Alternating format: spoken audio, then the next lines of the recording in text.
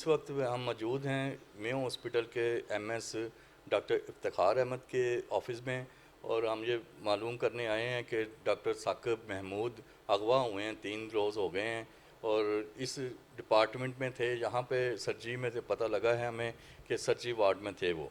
इफ्तिखार साहब हमें बताएंगे कि मुकदमा जो है वो रेस कोर्स में दर्ज हो गया और अभी तक वो बाजियाब नहीं हुए, तो क्या वजह थी? जी डॉक्टर साहब। बिस्मिल्लाहिर्रहमान, बहुत शुक्रिया आपका।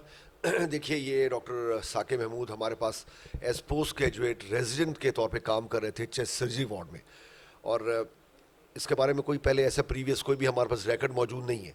और ये केस भी रेस कोर्स में दर्ज हुआ है, जो कि हमसे हॉस्पिटल के साथ इसका कोई ऐसा लेना देना नहीं है। तो बहरहाल इसके ऊपर पुलिस इन्वेस्टिगेट कर रही है, और हमारे इनके प्रोफेसर साहब से भी मैंने इनको रिक्वेस्ट की। उन्होंने बताया कि हमारे साथ उसका कोई ऐसा कंडक्ट में प्रॉब्लम नहीं थी, ना ही कभी हमारे पास कोई शिकायत आई।